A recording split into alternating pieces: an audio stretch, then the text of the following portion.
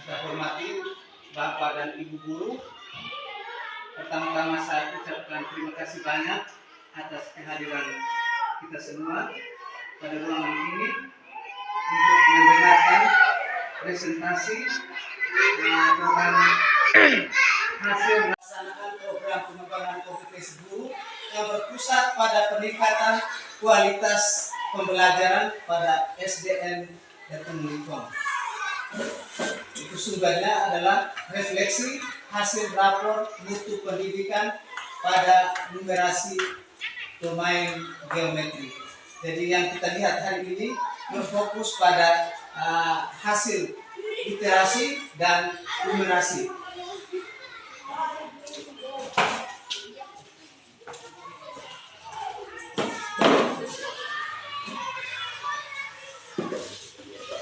Yang pertama kita lihat tujuannya adalah meningkatkan kualitas pembelajaran melalui pengembangan kompetensi guru.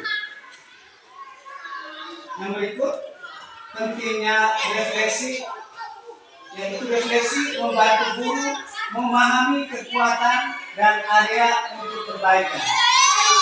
Yang ketiga, manfaat refleksi. 1.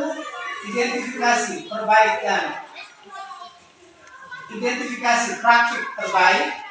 2. Peningkatan efektivitas pembelajaran. Dan ketiga, adaptasi dan inovasi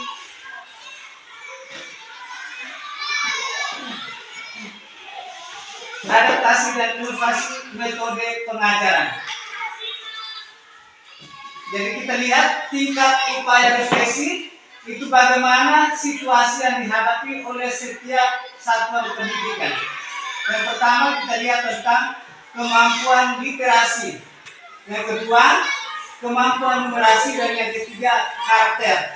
Jadi itu ada 3 komponen penting yang perlu kita perhatikan bersama di dalam kegiatan kita sehari-hari. Yaitu pada tahun ini kita lihat yang ada terpapar di depan itu kemampuan literasinya itu ada tingkatan-tingkatan itu. Lalu kemampuan numerasi juga ada tingkatan yang sudah dipaparkan di depan itu. Lalu yang berikut itu adalah karakter, itu sedang. Jadi ada dia punya indikator perlu kita lihat bersama yang sudah dipaparkan di depan itu. Nanti kita perlu refleksi bersama. Subindikator dari dalam kemampuan numerasi itu adalah yang pertama kita lihat kemampuan numerasi.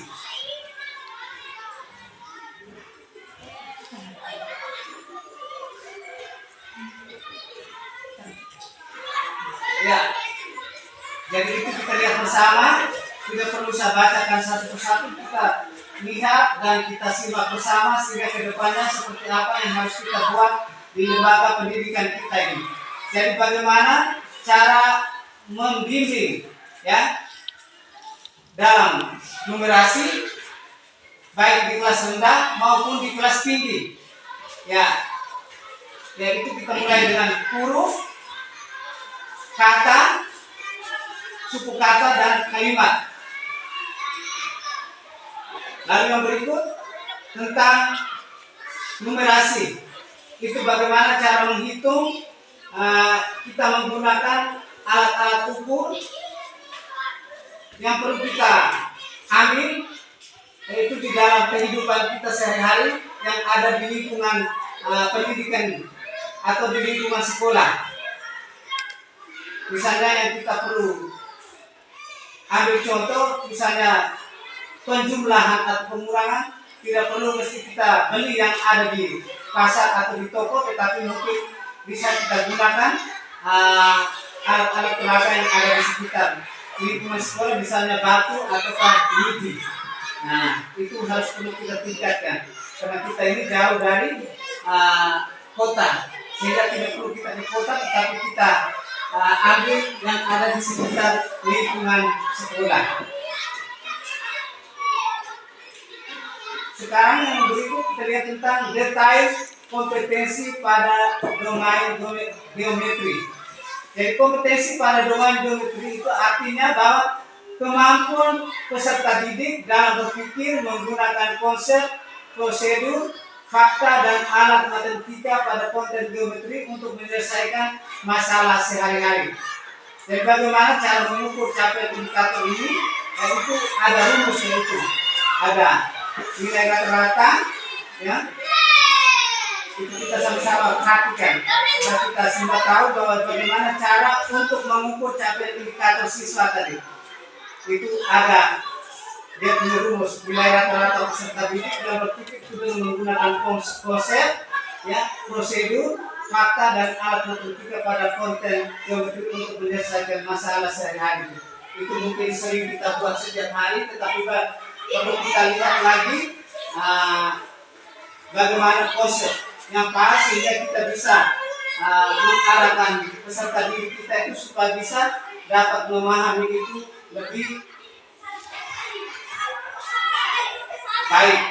Lalu berikut prosedur juga, bagaimana cara menghitung dengan menggunakan alat-alat atau benda-benda yang ada di sekitar lingkungan sekolah, yang mana siswa itu bisa lebih mudah untuk memahami. Jadi kita tidak perlu memaksa bahwa harus beli di toko atau di mana-mana, tapi yang lebih praktis kita ambil saja benda-benda yang ada di sekitar lingkungan sekolah.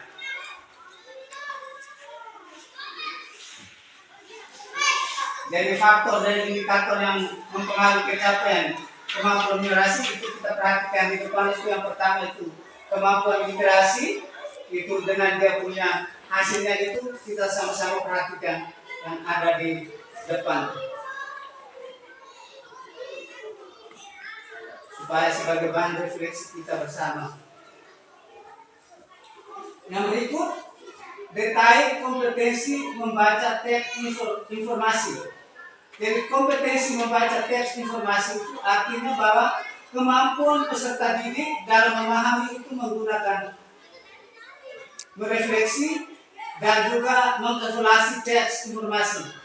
Jadi itu mungkin tidak perlu dijelaskan lagi, ya mungkin Bapak Ibu sering buat, tetapi perlu kita juga, walaupun sudah buat, tetapi perlu kita refleksi lagi bagaimana cara ke depannya, bagaimana kita membimbing anak yang mungkin belum pernah tidak mengenal huruf ataukah sama sekali tidak mengenal huruf, itu bagaimana cara membimbing atau kita dengan cara pendekatan kita itu sehingga siswa itu bisa tahu huruf dengan kita punya cara yang sudah kita buat setiap hari itu.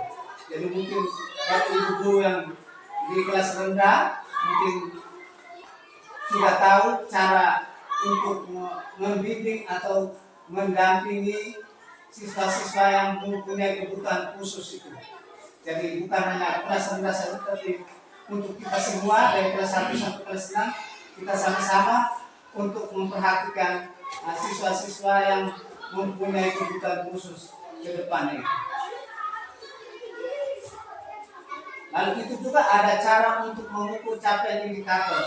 Itu kita sama-sama perhatikan di depan sehingga kita sama-sama meresapi itu dan kita bisa melihat atau kita bisa merefleksi ke depannya seperti apa yang harus kita buat sampai dengan terakhirnya itu capaian kompetensi untuk membaca itu. Dan itu dengan cara kita bagaimana untuk membimbing anak untuk mengenal huruf sampai dengan membaca lancar. Dan itu tidak perlu disampaikan lagi, mungkin kita sudah laksanakan, tetapi mungkin kurang ada kemauan dari siswa, sehingga kedepannya caranya bagaimana supaya siswa itu berperan aktif dan punya semangat untuk belajar membaca. Yang berikut, detail kompetensi membaca teks sastra. Dan kompetensi membaca teks sastra artinya bahwa kemampuan peserta didik dalam memahami, menggunakan, merefleksi, dan mengevaluasi teks fiksi. Jadi itu semua selama ini kita sudah jalani, tetapi perlu kita merefleksi kembali supaya ke depannya kita bisa meningkat nilai literasi.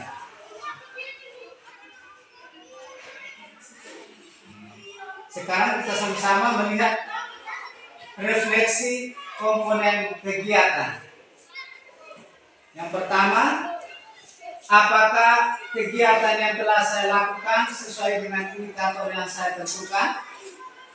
Dua, apakah materi yang telah saya sajikan sesuai dengan tingkat perkembangan anak-anak? Ketiga, apakah media pembelajaran sesuai dengan indikator yang telah ditentukan?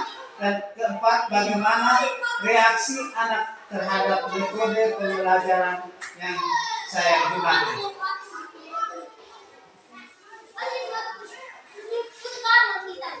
Yang berikut tentang refleksi proses kegiatan.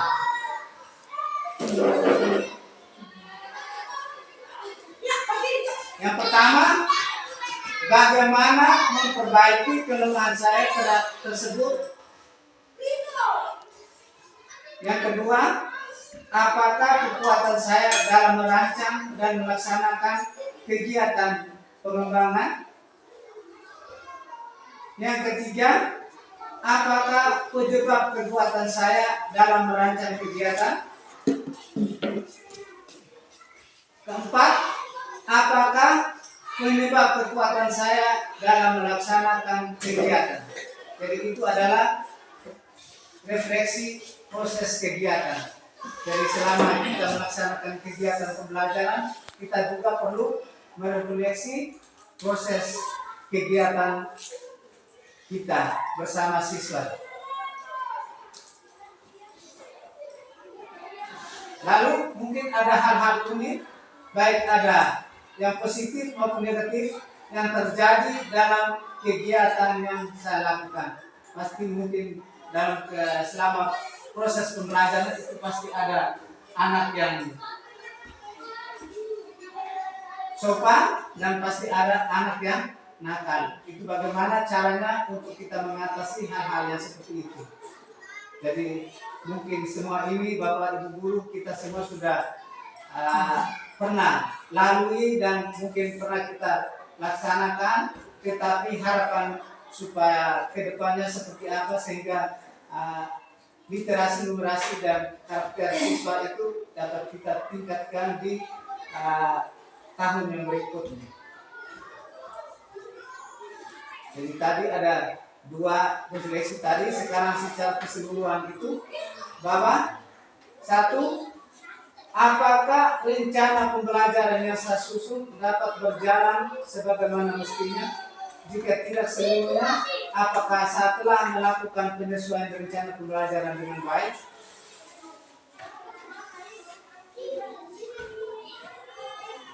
Dua, apakah kelemahan saya dalam menyusun dan melakukan pembelajaran? Tiga, apa yang menyebabkan kelemahan saya tersebut dan bagaimana memperbaikinya ke depan?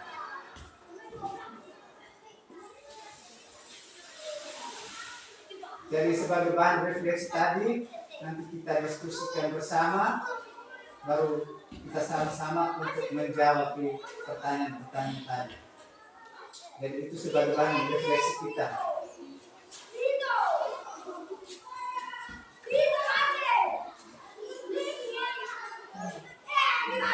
Mengapa guru perlu melakukan refleksi pembelajaran? Mungkin salah satu dua bisa menjawab, kita sudah bisa di ini toh.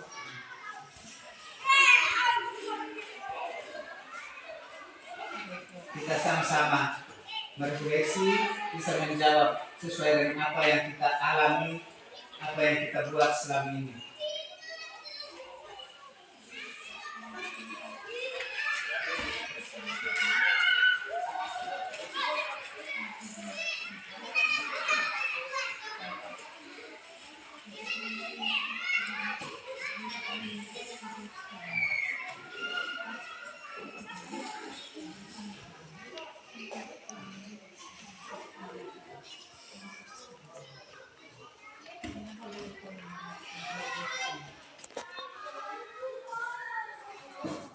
Mengapa guru perlu melakukan refleksi pembelajaran?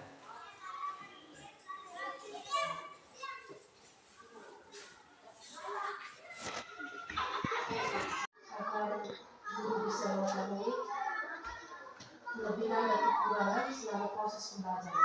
Ya. Mungkin ada yang lain lagi?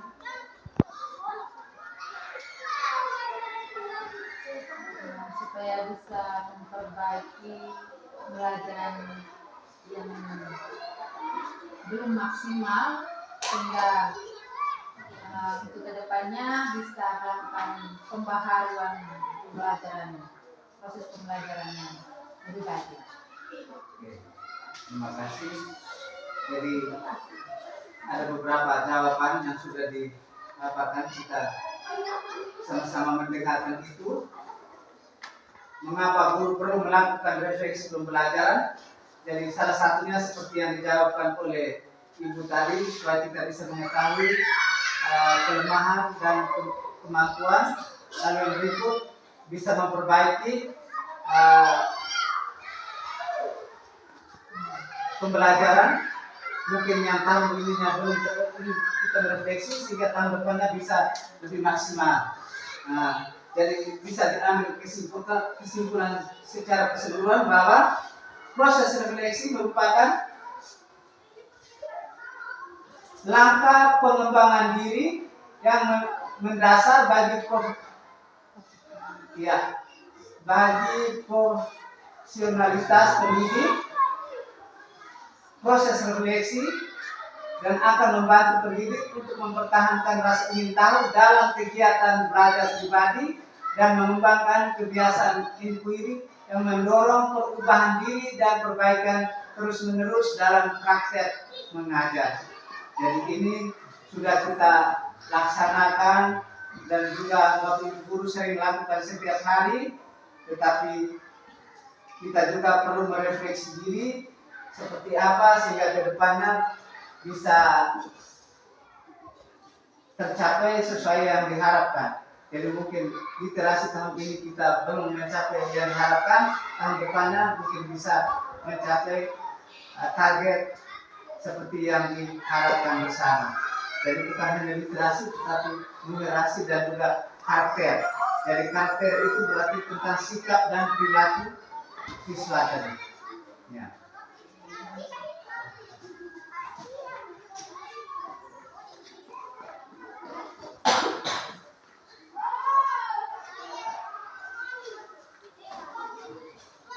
Ya, refleksi terhadap metode penilaian. Jadi ada penilaian formatif. Jadi yang dilakukan, yang sering kita buat dan pasti kita juga sudah tahu. Dan pada saat itu pasti kita bisa membandingkan dan kita bisa melihat hasil siswa. Ada yang nilainya baik dan juga ada yang nilainya pasti kurang baik. Bagaimana yang nilainya kurang baik atau belum pas, pasti kita dengan kita punya kemampuan untuk membimbing anak supaya bisa berprestasi atau untuk mendapat nilai yang baik. Jadi itu perlu kita lihat di depan itu, sama-sama kita baca dan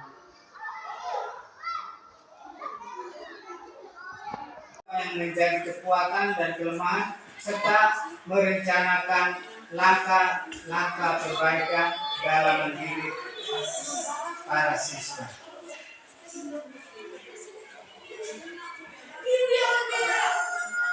Baik, sekian dan terima kasih. Jadi mungkin perlu kita duduk dan diskusi bersama. Ada beberapa pertanyaan tadi, nanti baru kita sama-sama untuk menjawab kembali.